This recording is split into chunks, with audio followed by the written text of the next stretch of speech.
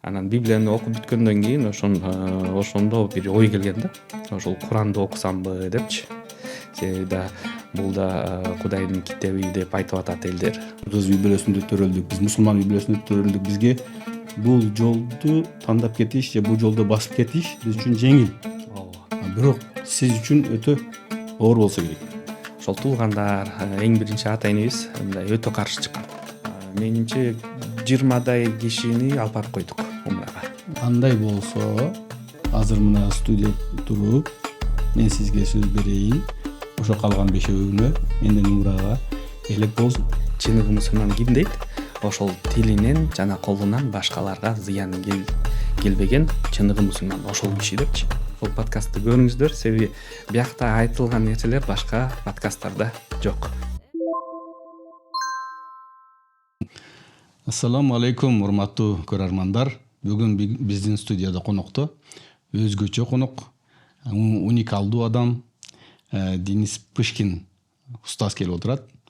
Бул кишинин өзгөчөлүгү, уникалдуулугу өзү орус улутунда болгонуна карабастан кыргызча сүйлөйт, дини ислам, мусулман, ислам динин кабыл алган, илимдүү теолог, журналист, ажы башчы, көп кырдуу өтө кызык инсан.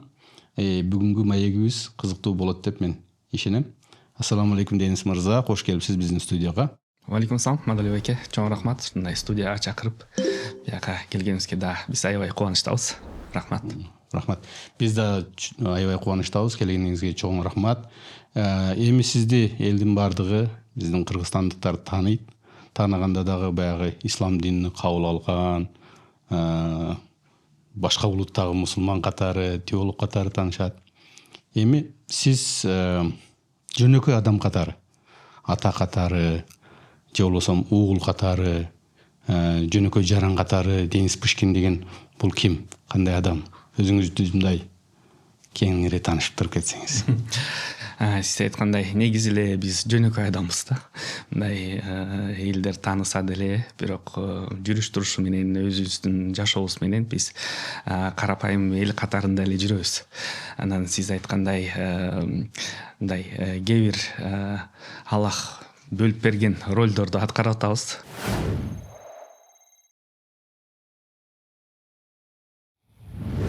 Бул ошол атабыз, 5 баланын атасымын. Менде 4 эркек, 1 кызым бар. Ошолорду акырын тарбиялап, ошолорго да мындай жакшы тарбия бергенге аракет кылып атабыз. Келинчегим бар. Анан ошол жумуш болсо, биз Кыргызстан Ислам фонду деген диний уюмду ачканбыз. Анан ошол фонддо бизде жаш балдарга сабактар бар, эжелерге сабактар бар, байкелерге сабактар бар. Эң негизги максатыбыз ошол элибизге диндин туура түшүнүгүн жеткизүү. Курандан, тажвидден, анан адеп ахлактан сабак бергенге аракет кылып атабыз. Азыр командада 15 киши иштеп атат. Анан 300дөн ашыгыраак киши келип сабак алышат. Машалла. Өтө сонун.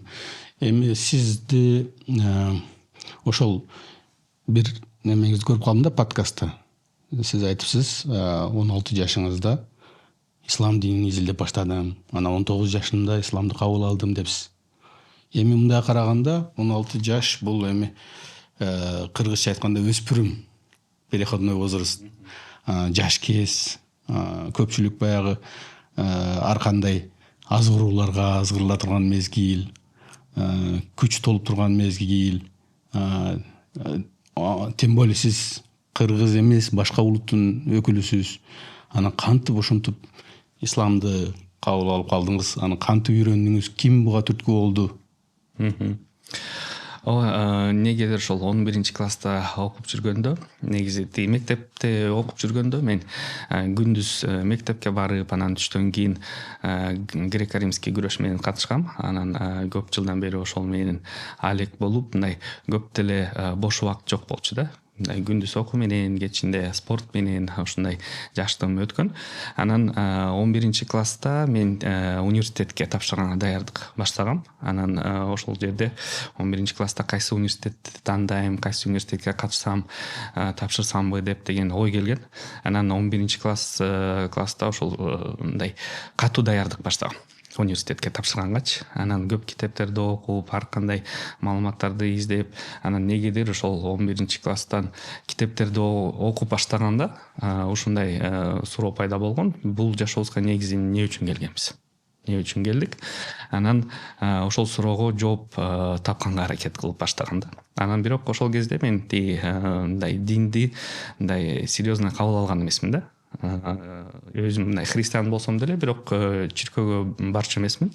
Анан ошондо мен китептерди окуп көпчүлүгү ошол научный направлениядагы китептерди окуп баштасам, анан 4 жылда ар кайсы ар түрдүү китептерди окугандан кийин дагы бир научный китепти окугандан кийин бул жашоодо баарды жаралган, ошол жаратуучу бар деген мындай илимдүү көз караш менен ошол аалымдар мындай далилдеп укмуштулар. Анан ошол жаратуучу ким экен деген суроого келип калдым да. Анан христиан болгондон кийин биринчи ошол Библияны окуп баштагам. Ветхий Завет, Новый Завет деп бөлүнөт. Анан ошол баарын окуп, анан Библияны окуп бүткөндөн кийин ошондо бир ой келген да.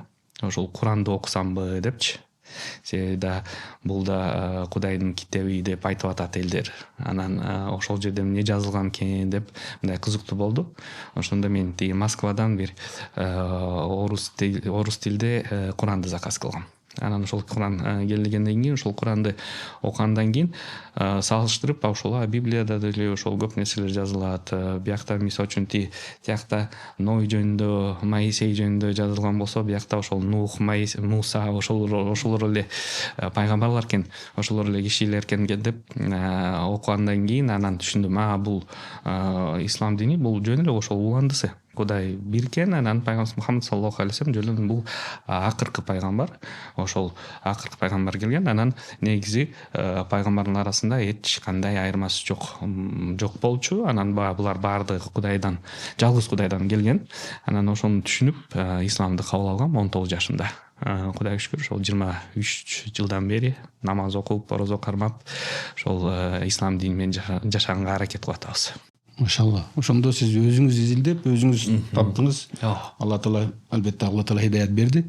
Бирок буга бир себепчи адам болгон жок. Себепчи адам деле негизи болду. Мен бир туулган байкем, ал да исламды кабыл алган. Бирок ал Москвада кабыл алган да. Ошондо ал 11 классты бүткөндөн кийин Россияга кеткен. Анан Россияда окуп баштагам да. Мен болсо биякта ата эне менен үчөөбүз калганбыз. Анан бир кызыктуу эме болуп калыптыр. Себеби биз бир убакытта изделдүүнү баштадык да. Ал Москвада, мен биякта. Бирок ошол жөнүндө биз сүйлөшкөн эмеспиз. Себеби ошол кезде сотовый телефон жок болчу да. Жөн эле мындай стационарный жөнөкөй телефон болчу. И то биздин үйдө эмес, кошунада болчу да. Анан байкем чалганда биринчи кошунага чалат, анан айтат: мен 15-20 мүнөттөн кийин чалам, тиги ата энеге айтып коюңуз келсин депчи. Анан биз барып максимум 2-3 мүнөт сүйлөшөсүн. Тең соолук кандай, бар жакшы болду, ошол менен эме да, разговор бүтөт. Анан ошол жөнүндө сүйлөшкөн эмеспиз да. Анан көрсө, ал жакта изилдеп баштаган, мен биякта изилдеп баштагам да. Ошондо ал деле ушундай 4-5 жыл ар кандай китептерди окуп, мен деле биякта ар кандай китептерди окуп, анан параллельно ушундай бир убакытка ошол нерселерге келип калдык да. Ал бир аз эрте исламды кабыл алды, анан как раз бияка келсе, мен уже даяр болуп калдым да. Мен деле ошол нерсени окуп, изилдеп, эметип, анан Куранды окугандан кийин мен да кабыл алдым. Ошондо мындай чогуу бир замандандай ошол нерселерге келип калдык да биз. Алла Тааланын хидаяты, таң калыштуу. Эми мындай да ар бир адам фитрат менен туулат дейт го, фитрат. Анын ичинде ислам бар, но бирок ата энеси же аны яхуди кылып кетет, же насрани кылып кетет, ата энеси христиан болсо христиан болуп кетет, яхуди болсо яхуди болуп кетет, мусулман болсо мусулман болуп кетет. Эми биз үчүн мисалы да, биз кыргыз үй бүлөсүндө төрөлдүк, биз мусулман үй бүлөсүндө төрөлдүк, бизге бул жолду тандап кетиш же бул жолду басып кетиш биз үчүн жеңил. Бирок сиз үчүн өтө оор болсо керек. Оор болчу, себеби биз исламды кабыл алганда баардык ошол туулгандар, эң биринчи ата энебиз мындай өтө каршы чыккан. өтө каршы чыгып, мындай бизди түшүнбөй, ал кезде как раз 2003-жылы кабыл алганбыз да. Могу 11-сентябрден окуялардан кийин эле болуп калыптыр да. Анан ошол кезде мусулман бул террорист, ислам бул терроризм деген түшүнүктөр бар болчу да. Анан атам да аябай катуу капа болуп, мен силерге өмүр бердим, мен силерди ошол өмүрдөн айрылтам деп мындай катуу эметип, анан апам аябай депрессияга түшүп, эмнеге ошол менин балдарым мындай исламды тандашты деп аябай капа болуп, депрессияга түшүп, анан бирок акырын биз да жумшак мамилени кылып, акырын түшүндүргөнгө аракет кылдык. Кудайга шүкүр, Алла субхана тааля ошол апам да 2 жылдан кийин менден кийин исламды кабыл алды. Ал да 21 жылдан бери орозо кармап, намаз окуп, умрага барып келди биз менен чогуу 2 жыл мурда. Кудайга шүкүр, ошол дин жолунда жүрөт. Анан атам негизи 5 жыл мурда өтүп кеткен, бирок амин, бирок мусулман болуп кеткен да. Ал да көп жылдан бери мындай кабыл албай, бирок бизди мындай карап, булар кандай болот экен, анан көрсө кайра жакшы экен, ичпесе, чекпесе, жаман нерсени кылбаса, ата энеге мындай жакшы мамиле кылган болсо, анан ошону байкап, баарын эметип, анан кийин ал да исламды кабыл алган и мындай мусулман болуп өтүп кеткен да бул жашоодон. Сиздин окуяңызды угуп отуруп, Мусаб ибн Умайрдын окуясына жакын экен да, окшошураак экен. Мусаб ибн Умайрды эми өзүңүз жакшы билесиз, теологсуз. Ал киши эми Курайштын жаштарынын ичинде эң эркеси, эң байы, эң кийимдердин эң кымбатын, эң тазасыны кийген, атырлардын эң кымбатын себинген. Ушундай ага эч нерсе отказ болгон эмес үй бүлөдө. Ата энеси бай болгон, каалаганын берген. Анын ушул атырынын жыты бир көчөдөн өтүп кетсе, бир канча күн калчу экен. Аны ошол көчөдөн өтүп бараткандар жытынан билчү экен. Бул жерде Мусаб ибн Умайр өтүптүр депчи, бир канча күн сакталып калчу экен. Ушунчалык кымбат атырларды себинген, өзү да келишкен, сулуу, бүт бардык жагынан жигиттердин алды болгон. Бирок ошо исламды кабыл алганда кандай кыйынчылыктарга душар болгон. Эң биринчи эле ошо өзүнүн энеси каршы чыгып, ага ар түрлүү сыноолорду көрсөткөн да. Ачкачылык жарыялаган энеси. Эгер ислам дининен кайтпасаң, мен ачкач жүрөм, ачкарлыктан өлөм деп коркуткан. Бул өтө чоң сыноо. Бүт финансы жагын кесип койгон, эч кандай акча бербей койгон, жардам бербей койгон, көптөгөн кыйынчылыктарды көргөн. Кыскасы ошондой болгон. И ал башында Мусаб ибн Умайр өзүнүн мусулманчылыгын жашырганга мажбур болгон да, жашырып жүргөн, бирок кийин билинип калгандан кийин ушундай кыйынчылыктарга душар болгон. Сизде ошондой болдубу? То есть жашырдыңызбы какое-то время? Жок, негизи мындай исламды кабыл алып, дароо эле 5 мал намаз окуп баштадым. Анан ачык эле ата энеме айттым, мен ушундай чечимге келдим, ошол исламды кабыл алдым, намаз окуйм деп дароо эле айткам. Анан билбейм, кээ бир адамдарга азыр мисалы үчүн менде орус балдар бар. 25тен ашыгыраак орус балдар бар, ошол исламды кабыл алгандар. Алар менен мамилебиз бар. Аларга да мындай таалим берип, илим бергенге аракет кылып атабыз. Анан кээ бир адамдардыкы чындап мындай айтканда абалы оор да. Себеби дароо эле айткан болсо, ата энеси өтө каршы чыгып, аларга мындай стресс болуп, мындай чоң удар болуп калышы мүмкүн да. Ошондуктан кээ бирлерге мисалы үчүн мен абалга карап ушундай сунуштайм: сен пока азырынча айтпай эле кой, акырын баштай бер, ушуну эметип, жакшынакай мамиле кыла бер, анан кийин айтасың. Аларды даярдап, анан аларга оор тийбесин деп, анан кийинчерээк айтасың деп айтам кээ бирлерге. Бирок өзүмдүн жашоодо мындай дароо эле болуп калыптыр да ошол нерсе. Ошондой болуп калды. Эми ар кимдики ар кандай, анан өзүңүз айткандай хикматына жараша мамиле кылыш керек экен да. Анан ошо чөйрө важныйбы? То есть сиз мусулманчылыкты кабыл алгандан кийин чөйрөнү өзгөрттүңүзбү? Ооба, албетте чөйрө өтө маанилүү. Бирок мен достордон алыстаган жокмун. кайрадан ошол орус балдарга мындай даават кылганга аракет кылдым.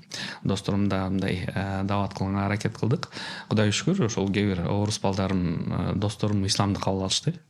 Алар деле мусулман болушту. Анан кыргыз балдар болсо, алар намаз окубаган болсо, намаздарды окуп башташты да. Машалла, өтө сонун.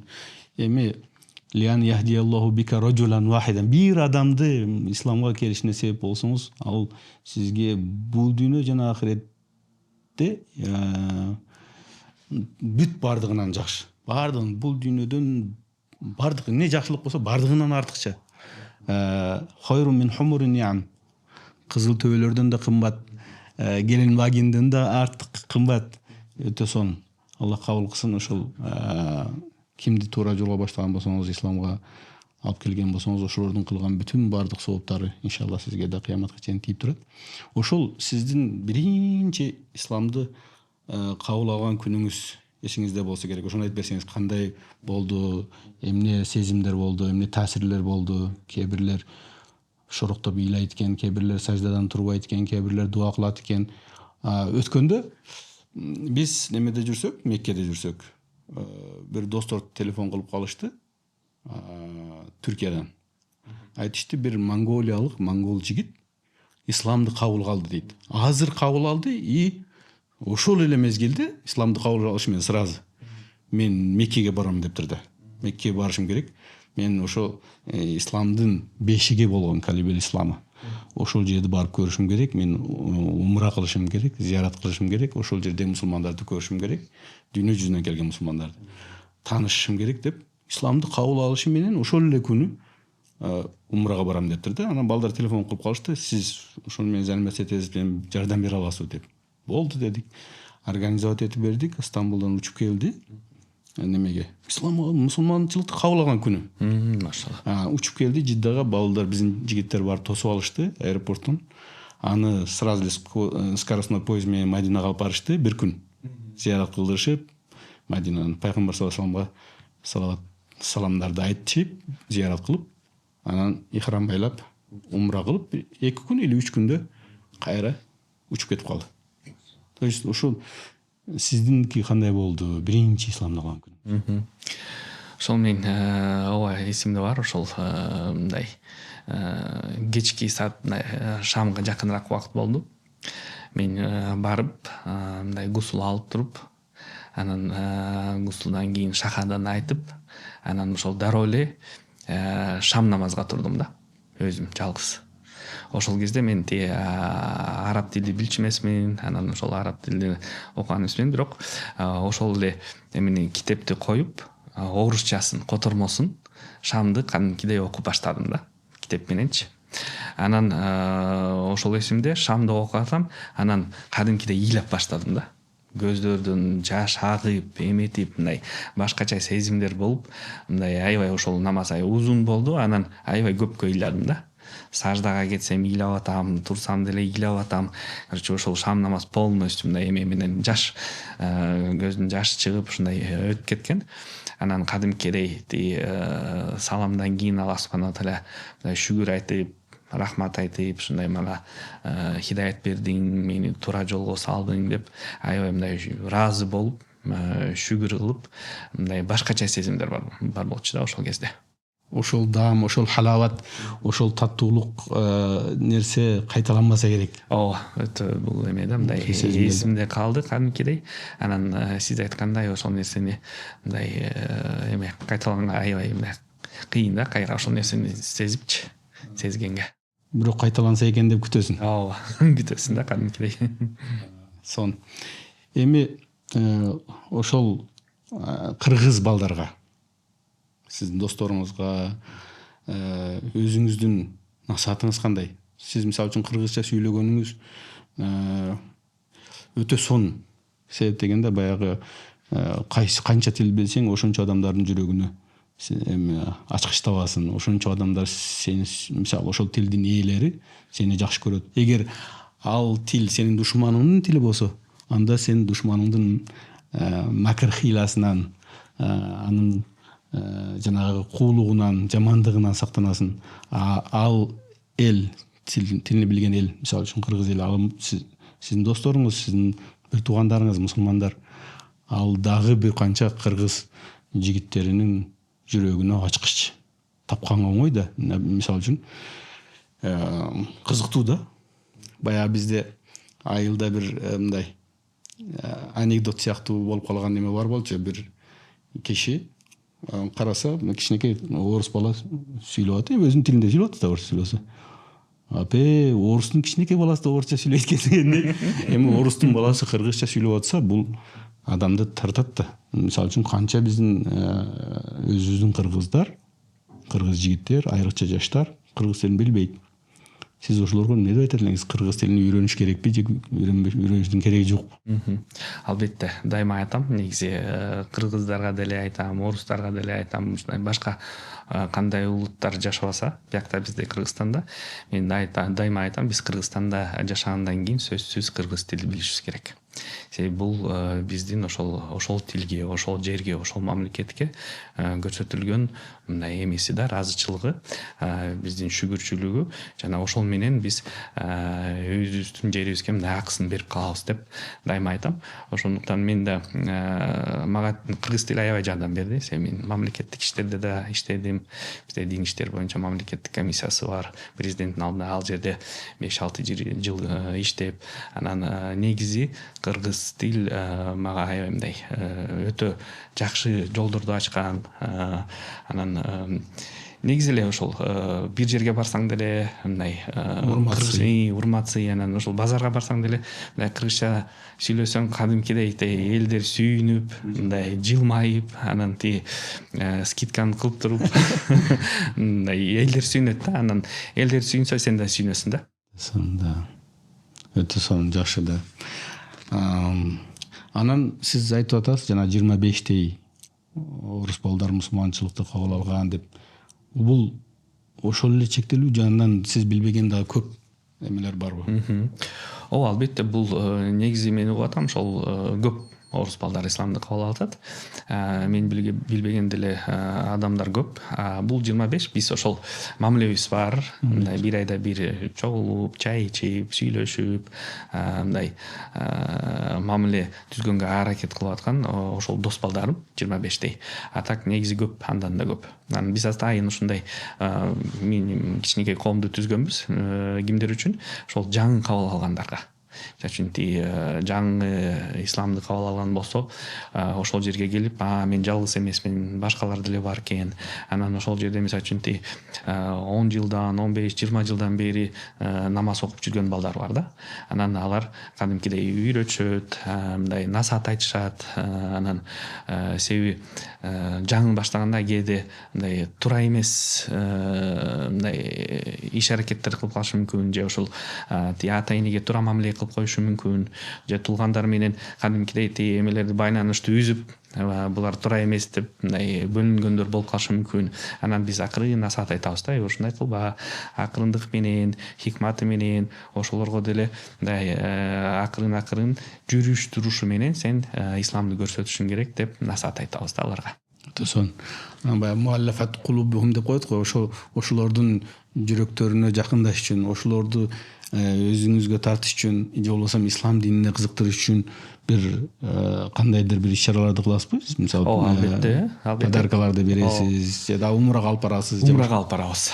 Мен ошондо бир жылда 4-5 жолу умрага барам. Группаларды алып барыпчы, умра башчы кылып болуп. Анан сөзсүз ар бир группага 2ден баштап 5 адамга чейин кошом. Ушундай орус балдарды, корейс балдарды ислам кабыл алгандар, аларга кадимкидей спонсор издейбиз. Анан Кудайга шүгүр, биздин кыргыз бизнесмен байкелерибиз бар. Анан бирөө айтат, менден 1 киши болсун, менден 2 киши болсун деп, андан ошолордун расходу төлөшөт. Биз жалпы группага ошолорду кошобуз, умрага алып барабыз, умраны кылдыртабыз. Чындап айтканда кээ бирлерде мүмкүнчүлүк жок да. Алар айлыкка иштейт, айлык чоң эмес. Анан мындай чындап айтканда аларга мындай умрага акчаны табыш кыйын болуп аткан адамдарды биз сөзсүз ушундай ар бир группага 3дөн баштап 5 адамга чейин кошконго аракет кылабыз. И уже могу 25-тин арасында менимче 20 кишини алып барып койдук умрага. Өтө сонун. Андай болсо, азыр мына студия туруп, мен сизге сөз берейин. Ошо Алла үчүн жанагы муаллафаты кулубухум, алардын жүрөктөрүн исламга дагы да жакын кылыш үчүн, жумшатыш үчүн ошо калган бешөөгүнө менден умрага белек болсун. И андан мындан кийин да канча чеги жок. Канча орус жигиттер, же орус кыздар, же чоң кишилер болобу, же башка улуттардагы жанагы мусулман эмес улут, мисалы кореецтер деп атасыз же башкалар исламды кабыл алган болсо, умрага бизден белек болсун. Аллах берекет берсин. Жакында деле бир окуя болду.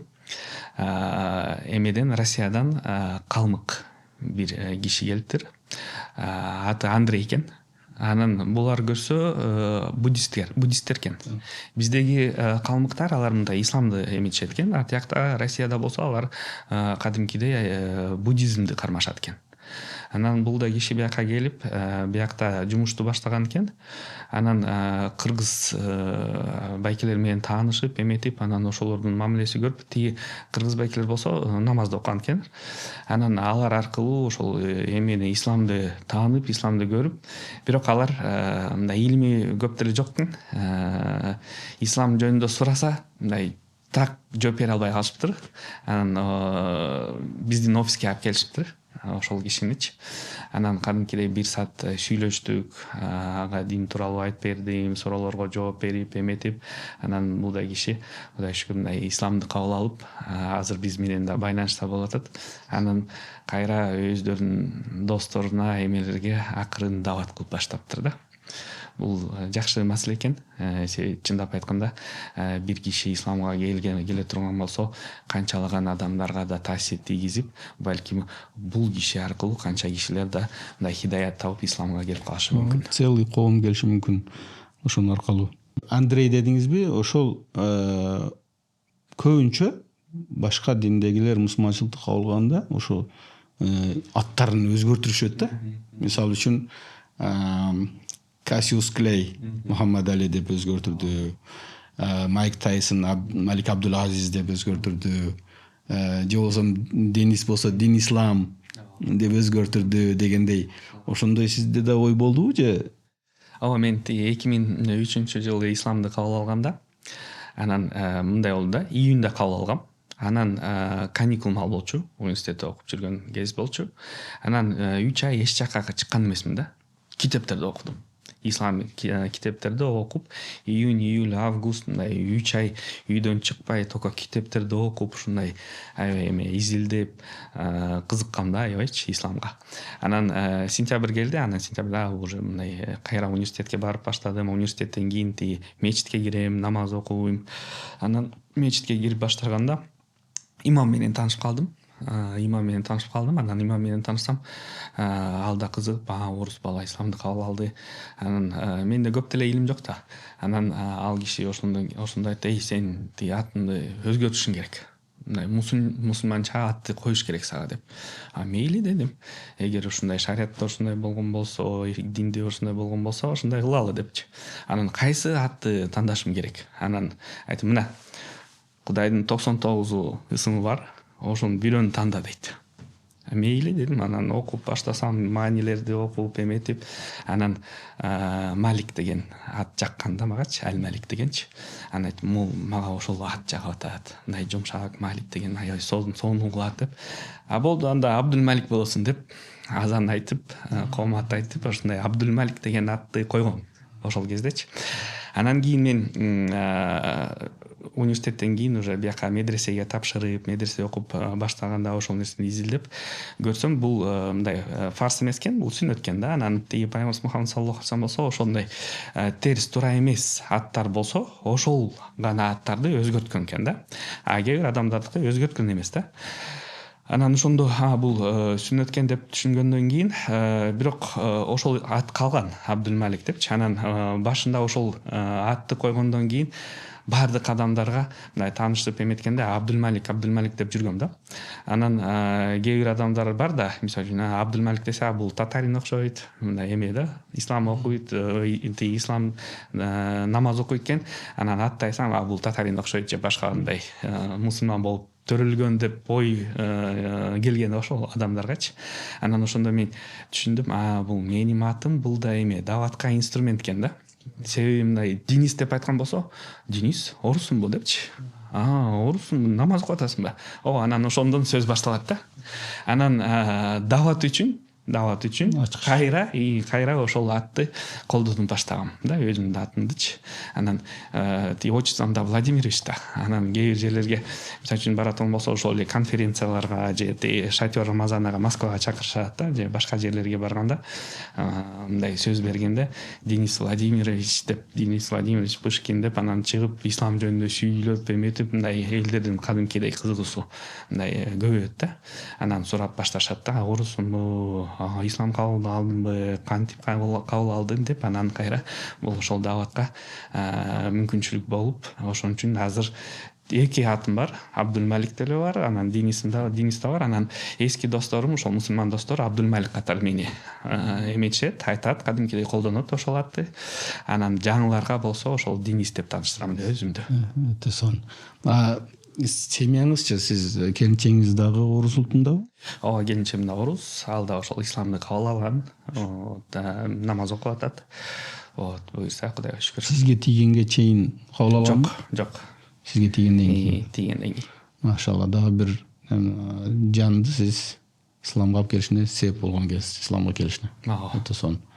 Балдарыңыз дагы ошо сиздин тарбияңызда. Айтып берсеңиз балдарыңызга. Балдарым Кудайга шүкүр ошол биринчи Найма деген мектепте окушту. Азыр ошол Алтын Дәнек деген мектепте окуп атат. Баардыгы ошол Куранды окуган билишет, намаз окушат. Ошондой негизи балдарга эң биринчи ошол чөйрө түзүш керек экен да. Чөйрө. Анан бизде ошол жеке мектептерди тандадык, частный мектептерди. Анан ошол жерде адеп ахлагы бар. Анан кошумча мисалы үчүн Куран үйрөтүшөт, мындай калуучуларга, эмелергечи. Анан ушундай мектептерди тандадык. Анан Кудайга шүкүр ошол балдарыбыз ошол чөйрөдө жүргөн үчүн, мисалы үчүн ал жерде көпчүлүгү балдар мындай ата энеси намаз окуйт. Анан буларда мисалы үчүн Пайгамбарыбыз Мухаммад саллаллаху алейхи ва саллям, Аллах деген сөздөрчү кадимкидей мындай естественный процесс болуп калган да буларгачы. Буларда даже ой жок да, мисалы үчүн бул балким бул туура эмес дегенчи, же балким пайгамбарыбыз келген эмес деген мындай ой да болбойт экен. Булар кадимкидей ошону кабыл алышат. Анан чөйрө өтө маанилүү экен да. Анан мен да кээ бир ата энеге айтам, бизде да Muslim Kids деген жаш балдарга проект бар. Анан мен да кээ бир ата энеге айтам, силер балдарга жөн эле жакшы ата эне болгонго аракет кылгыла депчи. Устаз болбогула. Жакшынакай ата эне болгула, бирок ата энеси катары буларга жакшынакай устазды таап туруп, жакшынакай чөйрөнү түзүп туруп, ошол устаздыкты кылсын, ошол балдарга үйрөтсүн. Мисалы үчүн мен өзүм балдарга мындай Курандан же ошол эмеден сабак берген эмесмин да. Бериш да кыйын да. Ооба. Анан бирок устазды таптык, устаз сабак берди, Кудайга шүкүр, азыр баардык Куранды окуп атат. Албетте өзүңдүн балдарыңа сабак бериш башкаларга сабак бергенден өтө кыйын. Башка устазга берип койгон ошо жеңилирээк, туурараак. Кыйын, анан кээде да мындай мамиле бузулуп калышы мүмкүн да балдар мененчи. Себеби аларга тапшырма берсең, алар аткарбаса, анан сен кыйкырсаң, мисалы үчүнчү, анан ата менен баласынын мындай бир аз эмеси байланышы эметип калышы мүмкүн да, алыстапчы. Ошондуктан сен жакшынакай ата бол, аларга шарт түзүп бер, устаз үйрөтсүн, ошондо сенин да мамилең жакшы болот, биякта да жыйынтык чыгат да. Чынында эми ислам динин көз карашы менен караганда кыргыздын орустан же орустун кыргыздан же кыргыздын арабтан же арабтын орустан эч кандай артыкчылыгы жок. Илля бит таква, бир гана таквалык менен айырмасы бар. То есть артыкчылыгы таквалыкта. Ал орус болгондугунда эмес, же кыргыз болгондугунда эмес, же араб болгондугунда эмес. Ошо чыныгы мусулман кандай болуш керек сиздин көз карашыңыз? пайгамбарыбыздан сураганда, ошол чыныгы мусулман ким деп сураганда, пайгамбарыбыз Мухаммад саллаллаху алейхи вассалам бир хадисте мындай деп айткан да: "Ал муслиму ман салима ал муслимуна мин лисанихи ва ядихи" депчи. Чыныгы мусулман ким дейт? Ошол тилинен жана колунан башкаларга зыян келбеген чыныгы мусулман ошол киши депчи. Чындап айтканда биз бүгүнкү күндө мындай өзүбүздүн оозубуздан, мындай тилибизден, сөздөрдөн башкаларга эч качан мындай зыян келтирбеш керек. Жана ошол колунан деп атпайбы, мындай физический эмелерден. Анан бул алымдар айтат, бул хадиске карап туруп, мусулман, чыныгы мусулман ким дейт? Башка улутунда болобу, башка диндеги киши болобу, эгер ал мусулмандын жанында калып калган болсо, ал өзүндү мындай эме должен чувствовать себя в безопасности деп коет го мында. Ислам салама деген сөздөн чыккан да, ислам деген мир да, успокоение, мир. И ошондой айтып атат, мисалы башка бирөө мусулмандын жанында отурган болсо, ошондой тынчтыктын абалында мындай кадимкидей мындай спокойствияда, анан уверенностьта, бул кишиден эч качан зыян мага келбейт. Коркпош керек, бул кишиден эч качан мага зыян келбейт. Кайра тескерисинче бул киши надежный киши. Мындан жардам сурай турган болсом, ал мага мындай дайыма жардам бергенге даяр деген да түшүндүрөт экен. Ошондуктан менимче биз да ошондой абалга келишибиз керек. Мусулман, чыныгы мусулман өзүндү мындай жашоо туруш менен, кадимкидей ошондой жашоодогу мисалдар менен исламдын кооздугун көрсөтүш керек да.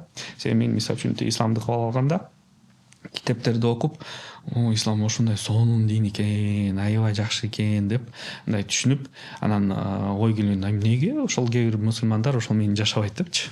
Анан кайра өзүмдүн досторума, мисалы үчүн ошол кыргыз досторума айтып баштагам да: мусулман ушундай, ислам ушундай турбайбы, мындай кылыш керек турбайбы, силер эмнеге намаз окубайсыңар, эмнеге ошону кармабайсыңар, эмнеге ошону тутпайсыңар көрсө, алар өздөрү деле билбейт экен, ошол маалыматы жок экен да ошол нерседенчи.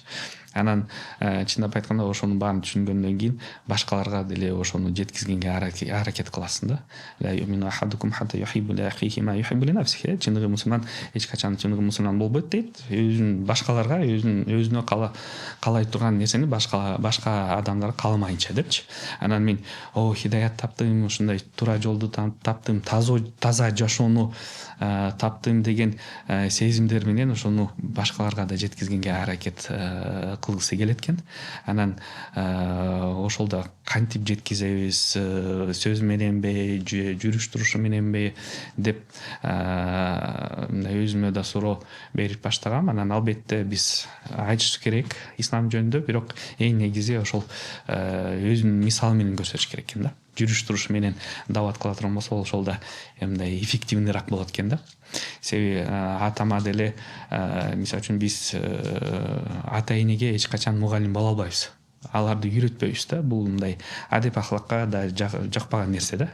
Себеби алар ата энеси болсо, анан сен алар мындай кылыш керек, намаз окуш керек, бул туура эмес деп айткан туура эмес да. Баланын эмесиненчи. Анан Кудайга шүгүр, мен да ошол мечитке барып баштаганда бир устаз менен таанышып калдым. Ал да айтты, ошол сен өзүнүн ата энеге сен мугалим эмессиң. Сен аларга кызматчысың. Сен аларга кызмат кыл, исламды жашоо менен көрсөт. Ошондо именно Алла субхана тааля аларга хидаят берет, жүрөктөрдү ачат деп айткан экен да. Анан мен да ошол тактиканы колдонуп баштадым. Ата энеме жакшы мамиле кылганга аракет кылдым. Кудайга шүгүр, Алла субхана тааля чындап аларга хидаят берди да. Алхамдулилла. Иш жүзүндө көрсөт, тил менен эмес, амал менен. Өтө сонун.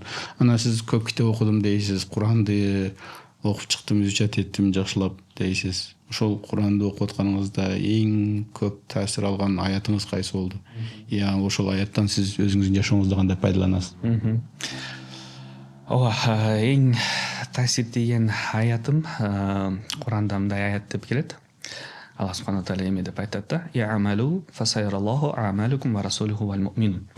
И'малу деген сөз ошол жакшы амалдарды кылгыла, аракет кылгыла. Анан и'малу деген сөз ошол фи'л амр деп коет го. Буйрук иретинде айтып атат да Алла субхана таалячы. Мындай жакшы аракеттерди кылган болсоң жакшы болмок деген айткан эмес да. жакшы аракеттерди кылгыла дейт. Фасайраллаху амаликум. Албетте Алла субхана таала ошол силер кылып аткан амалдарды сөзсүз көрөт дейт да. Ва расулуху жана бардык пайгамбарлар көрөт дейт. Вал муъминун жана бардык момундар көрөт экен дейт. Анан мен да мындай өзүмө суроо бергем да, бул кайсы аракеттерди кылыш керек? Себеби ошол мындай пайгамбарларга жана бардык момундарга мындай тактыктуу болуп туруп ошолорду көрсөткөнгө. Себеби ошол жөнүндө айтып атпайбы Алла субхана таала? Ошондой аракеттерди кылгыла, ошол мен ошол аракеттерди мындай сыймыктанып көрсөтөм. Бардык пайгамбарларга жана бардык момундарга көрсөтөм. Мына менин пендем ушундай адам мындай чоң амалдарды кылды. Эми ошол мындай силер көрсөңөр болот дегендей да. Анан себеби биз билебиз да, пайгамбарларды жана башка момундарды намаз менен таң калтырабыз. Таң калтырбайсың да. Анан же ошол орозо менен же башка амал менен мындай көп деле алар сенден да миң эсе жакшыраак ошол нерсени аткарат да. Анан ошондо эмне мындай башкача мындай элге пайдалуу, коомго пайдалуу мындай чоң проекттерди иштеш керек. Ошол проекттер менен гана сен балким ошол даражага жетесиң деген ой келди. Ошондуктан биз Кудайга шүкүр азыр команда менен 12 проектибиз бар. Анан ошол 12 проектти дагы масштабирование чоңойтконго аракет кылып атабыз. Негизги максатыбыз ошол элибизге, жерибизге, башка адамдарга деле, башка улуттагы адамдарга динди жеткизүү максатында. Алла таала ушу иштериңизге ийгилик берсин. Анан ошол жакында эле бир отурушта, өзүбүздүн отурушта, эми ким экенин айтпай эле коеюн, өзүбүздүн эле кыргыз кошуналардан, туугандардан бирөөсү айтып калды. Эми дозокту ким көрүптүр, ким барып келиптир? Эмне дозокко ошончо адам кетип аткан болсо, ошондой кыйын адамдар бар эмеспи дүйнө жүзүндө? Ошолор эмне качып кете албайбы дегендей суроолорду берип атты. Эми ошол жерде менин суроого жообум даяр болчу. Анан дозокту ким көрүптүр, бейишти ким көрүптүр деген немелергечи, бирок мен жооп берген жокмун. Себеп дегенде ал убактысы эмес болчу да. Ал суроого жооп бергенде деле ал киши анын жообуна даяр эмес болчу. Ошон үчүн айтпадым да. Жооп берген жокмун. Сизге ошондой суроо берилип калса эмне деп жооп беретиңиз? Ооба, албетте ошондой суроолорду көп беришет. Негизи мен адамга жараша, мындай адамга карап туруп анан жооп бергенге аракет кылам. Себеби кээ бир адамдар, ошондой суроону берген адамдар, булар көпчүлүгү мындай иманы толук эмес болгон, же ошол имандан бир аз алысыраак болгон кишилер да. Себеби иманы болсо ал нерсеге сөзсүз ишенет эле да. Анан ошондой адамдарга мен мындай жооп берем. Мен өзүм ошол нерседен өткөм. Себеби кээде исламды окуп атканда мен бир китепти окудум. Научные доказательства ислама деген да. Сонун китеп чыккан. Анан ошол жерде мындай көп нерселерди мындай мисал катары кетирген. Бул ошондой научный доказательстволор менен ошондой аяттарды келтирип, мисалы үчүн Нобелевский лауреаттарды мындай открытие кылып туруп, анан ошол нерсе көрсөтөт, Куранда бар экен депчи. Анан ошол китептерде аябай көп нерсе жазылган. Ошол астрономия жөнүндө, эмбриология жөнүндө, анан география жөнүндө, анан ошол открытияларды жазып, анан көрсө ошондой хадиси бар, аяты бар деген китеп болчу да. Анан ошол китепте жазылган, бүгүнкү күндө дейт, ошондой научный открытиялар болгон дейт. Анан Куранда аяттарда ошол нерселер келген дейт. Бул максимум 10% түзөт дейт депчи. То есть открытие современных ученых составляет всего максимум 10%. Да, из того, что написано в Коране. То есть дагы канчалаган жашайбыз, дагы канчалаган ачылыш болот, бирок ошол ачылыш кайра ошол Куран китеби, бул Кудайдын китеби кайра тастыктайт да. Анан мен айтып атам, эгер бүгүнкү күндө ошондой Нобелевский лауреаттар ошол нерсени мындай далилдеп, анан ошол нерсе Куранда болгон болсо, мейли 10% деле боло турган болсо, анан алымдар, ошол ученыйлар ошону тастыктаса дейт, значит, бул вот эти 10% никто не может отвергнуть. Да, то есть это уже доказанное, да, ошол 10%, ошол бул уже далилденген нерсе. Кимдер менен? Окумуштуулар менен. Анан айтып атам да, болушу мүмкүн да. Мол, Куранда бул 10% научный нерсени алып атабыз, бирок башка нерсени албай атабыз. Же бул 10%ге ишенебиз, калган 90%ды биз кабыл албайбыз деген мүмкүн эмес да. Себеби биз ошол 10%ды кабыл ала турган болсок, албетте, значит, вся книга, 100% буга биз ишенишибиз керек. Ошондуктан бул акыйкат. Анан ученыйлар ошону тастыктаса, ошондой чындап изилдеп, ошондой открытие кылган болсо, анан Куранда ошол нерсени жазылган болсо, значит, тозок жөнүндө, бейиш жөнүндө, акырет жөнүндө жазылган нерселер бул да акыйкат да. Анан Куранда Аллах субхана тааля айтат го, неужели вы одну часть книги принимаете, а другую часть отрицаете? Кабыл ала турган болсоңор, силер полный, бүткүл толук китепти кабыл алышың керек да. А мен муну буга ишенем, буга ишенбейм деген бул мындай иманга жакпайт да. Бул иман деп айта албайбыз да. Иман боло турган болсо, значит, баардык нерселерге ишенишибиз керек. Анан Куранда Аллах субхана тааля аябай тафаккур жөнүндө көп айтат го, мындай размышление, ойлонгула депчи, ойлонгула. Анан мисалдарды кетирет, мисалы үчүн күзүндө ошол чөптөр, эмелер, өсүмдүктөр өлгөн сыяктуу, анан жазында кайра ошолор тирилип, кайра жашоонун баштап дегенде мындай жөнөкөй мисалдар менен бизге эмне көрсөтүп атат да. Ошол бул жашоодо деле уже көрсөтүп атат ошол нерсеничи. Бул Аллах үчүн эч кандай кыйынчылык эмес. Анан Куранда да айтат го, неужели вы думаете, что нам сложно будет вас воскресить? Мы даже, говорит, восстановим ваши отпечатки пальцев, депчи, рисунки на ваших руках. Ошол 14 кыл мурун Аллах субхана тааля эмне деп атат? Даже мындай отпечатки пальцев ар бир адамдыкы индивидуальный, уникальный, индивидуальный. Да, муну биз 19-20 кылымда криминалистикада колдонуп баштаганбыз да. Илимдердечи. Анан бирок уже 14 жыл мурун Аллах субхана тааля ошону айтып атат да бизге. Ошондуктан бул ой жүгүртүү болуш керек экен да. Анан Аллах субхана тааля ошол нерсеге чакырат адамдарды. Бир аз эле ой жүгүрткөн болсок, ошол бардык суроолорго жооп табабыз да. Туура. Анан сиз умра башы болуп иштейм дедиңиз, умрага адамдарды алып барып атам дедиңиз. Умра негизи өтө сонун ибадат да. Ошол умра жанагы жаңы келген мусулмандарга кандай өзгөрүүлөрдү алып келип атат? Сиз өзүңүз байкагашыңыз боюнча. Өтө бул кереметтүү нерсе умра делечи. Себеби мындай, бизде кээ бир адамдар динди мифология катары көрүшөт да. Как будто мындай сказка болушу мүмкүн, жомок болушу мүмкүн депчи, мифология катары көрүшөт. Анан мен кадимкидей ошону көрүп атам. Адамдарды умрага алып барганда, анан биякта көрсөтүп атасың, мына пайгамбарыбыз ошол үйдө төрөлгөн, ошол үй биякта турган, ошол жерде төрөлгөн, азыр могул жерде жатат, бул мечити ошол жерде болчу, бул үйү болчу.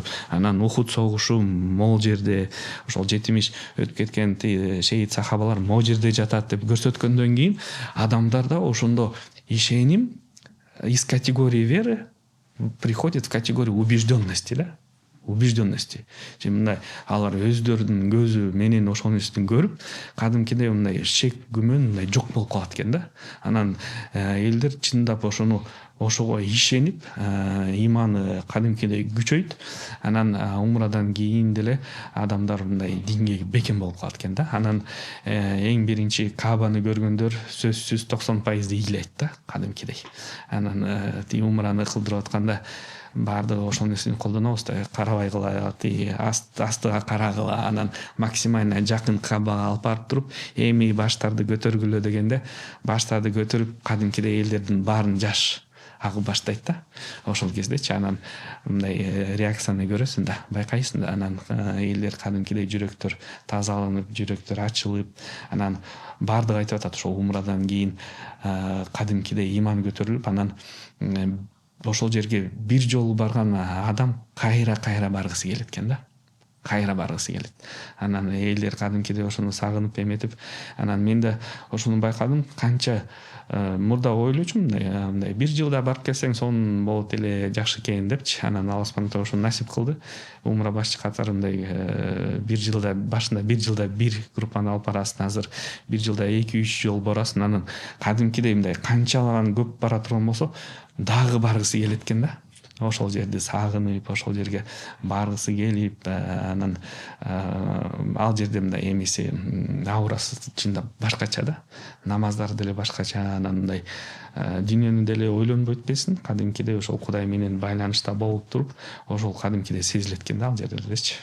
Ал жерде тынчылык, дүйнөнү унутасың, көңүлдүн рахаты, нервтери салат. Ибадат менен байлык болосуң дегендей. Мен да ошол бир нерсени байкадым. Мисалы үчүн тиги башка өлкөлөргө да барабыз да. Анан башка өлкөлөргө бара турган болсок, кадимкидей 2-3 күндөн кийин үй бүлөңдү сагынып, балдарды сагынып баштайсың да. Бирок ошол именно Мекке, Мединага барганда билбейм, ушундай сезим болбойт экен да, чындапчы. Себеби чыныгы сүйүү, мындай чыныгы Аллах менен байланышты ошол жерде сезип туруп, кадимкидей ошол нерсени мындай жок болуп кетет экен да. Негедир. Бул да мындай бир керемет деп ойлойм да. Туура. Мен дагы баягы биринчи өзүм 99-жылы барганда чоң ажылыкка. Ошондо эми биринчи барганды өзүңүз да билесиз да, бул сезимдер башка болот. Баягы ичиңден чыккан көз жаш, башкача болот, сезимдер башка болот. Ошол убакта аябай коркком да. Ушул акыргысы болбосо экен. Ой, Аллах мага кайра ушул жерге келишти, зиярат кылышты насип кыл деп Кудай Тааладан көп ыйлап сурап, Кудай Таала, Кудайга шүгүр, ошол немени бизге ушул эшикти ачып койду. Биз бул ушул умра аркылуу, умраны организация умраны уюштуруу аркылуу өзүбүздө кайра барып атабыз. Бул иштин бизге мага эң чоң пайдасы, ушул умраны уюштуруу ишинин эң чоң пайдасы, өзүм кайра барып атам, үй бүлөмдү баардыгын алып барып атам, эч кимиси калган жок, чекеден баарын алып барып атам. Биз башында ушуну уюштурганда 2012-жылы умра. Ал убакта умра деген көп адам билчү эмес. Умра эмне экендигини биринчи умра фирма болуп биз ачканбыз. Бир жылда 400 адамды алып барганбыз. 400 адам бизге анда аябай көптөй сезилген. Бирок азыр эми Кудайга шүгүр жылына 100 000 деген адамдар барып атат Кыргызстанданчы. Ошондо бизге аябай көп сезилген. Биз баягы объявление бергенде неме деп жанагы бегущий строкадан берет элек, набираем на умру деп, анан телефон номер жазып кылат. Телефон чалгандар көбү түшүнбөйт эле бул умра деген каякка барыш керек. Ушундай кичи ажылык, малое паломничество, Меккеге барасыз, түшүндүрсөң.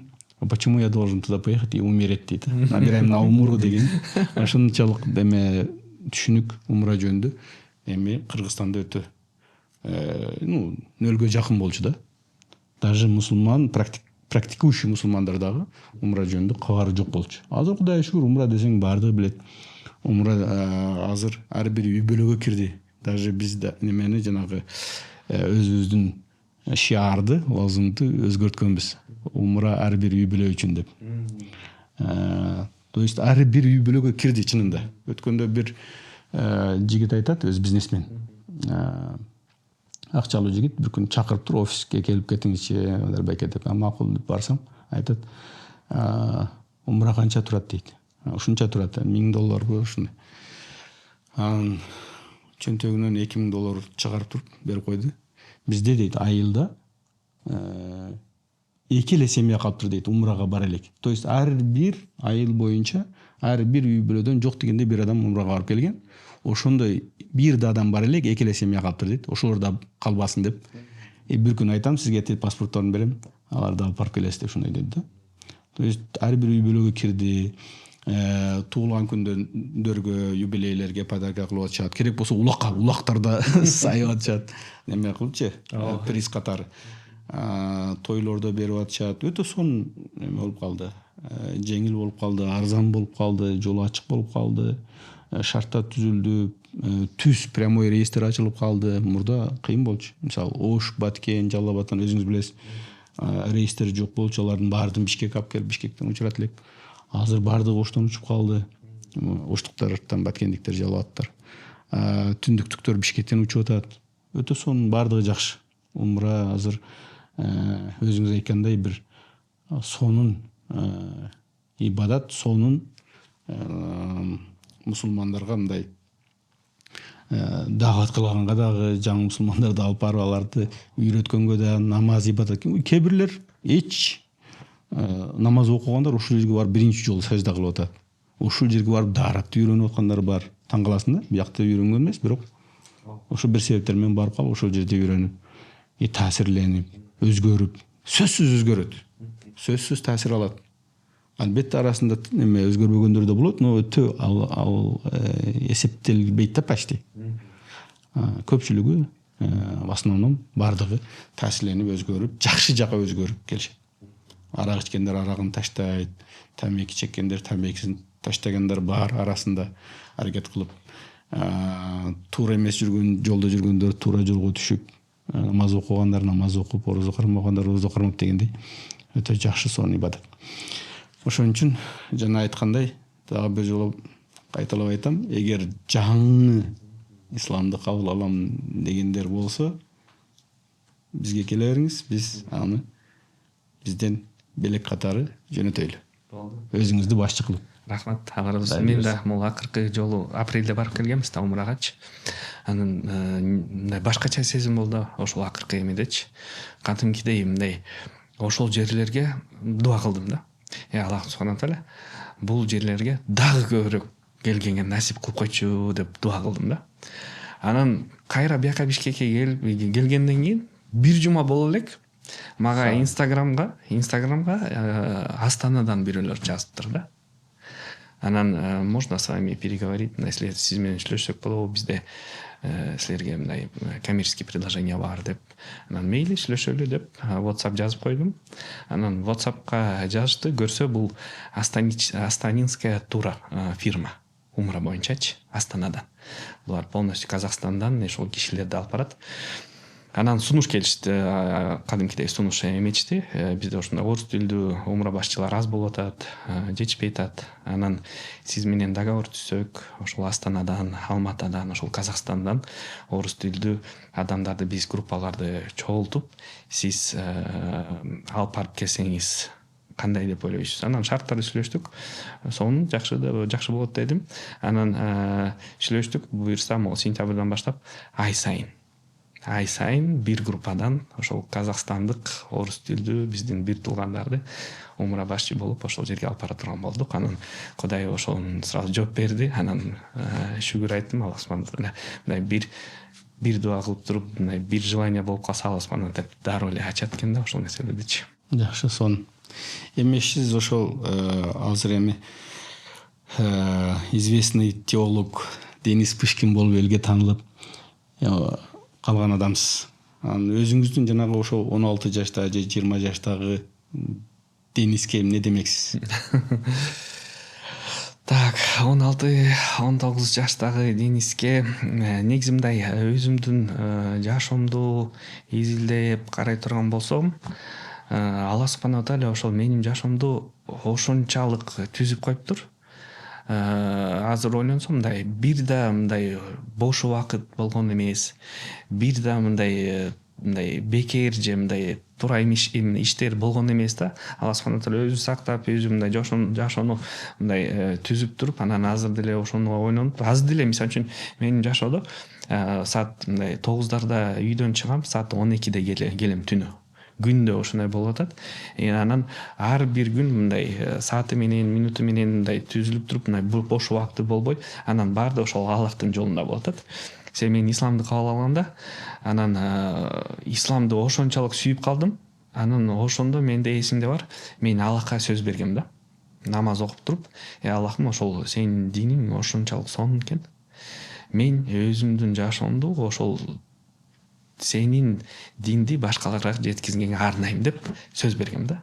Бирок ал кезде билген эмесмин да. Кайсы ыкмалар менен, кайсы методологиялар менен, кайсы жолу менен билген эмесмин, бирок ошондо уже түшүнгөм. Мен только ошол менен жашайм. Динди жеткизгенге аракет кылып, өзүмдүн жашоону ошол менен сүрөйм деп сөз берип, анан Кудай шүкүр, Алла субхана тааля ошо насип кылды. Медреседе окуп, ошол Египетке барып келдик. Анан биякта магистратурада магистратураны бүтүрүп, теология жагынан анан ушундай фондду ачып, эметип, анан азыр ошол умраларда мындай иш катары Алла субхана тааля жолдорду ачты. Анан Кудайга шүгүр, негизи баарын изилдеп эметкен болсом, мындай жашоодо эчтеке мындай жөндөн жөн болгон эмес да. Мындай случайностей не бывает дегендей, мындай бекерден бекер эчтеке болгон эмес. Анан ошонун баарын изилдеп, мен только ошол Алла субхана тааля чексиз шүгүрлөр айтам да. Эми урматтуу Денис мырза, бүгүнкү ошо биздин көрөрмандарга, элибизге өзүңүздүн кайрылууңузду айтып койсоңуз, эмне деп кайрылат элеңиз? Ошол негизги элибизге айта турган нерселерибиз бул жашообузда тынччылык болсун, аманчылык болсун. Алла субхана тааля баардыгыбызды колдосун, жаман сөздөн, жаман нерседен баарыбызды сактасын. Кыргызстан өнүксүн, алдыңкы мамлекеттердин арасында Алла субхана тааля бизди да мындай жогорку даражага жеткизсин. Иншалла баарыбыз бар бололу, аман бололу, имандуу бололу. Эң негизги ошол Аллах субхана тааля менен байланышты түзгөнгө баарыбыз аракет кылалы. Аллах менен байланышсыз болсо, Алла субхана тааля буюрса бизге баракат берет, берекет берет. Анан жашообузда баардык нерсе жакшы болот, мамлекетибизде ошол менен өнүгөт. Ошондуктан силерге чоң рахмат. Алла разы болсун. Ушундай подкастка чакырып, студияңарга чакырып, анан ошол подкастты көрүңүздөр. Себеби биякта айтылган нерселер башка подкасттарда жок. Ошондо биякта жаңы маалыматтарды көрсөңөр болот. Ошол подкастты мындай кой бербей көрүңүздөр. Буюрса пайдалуу болсун.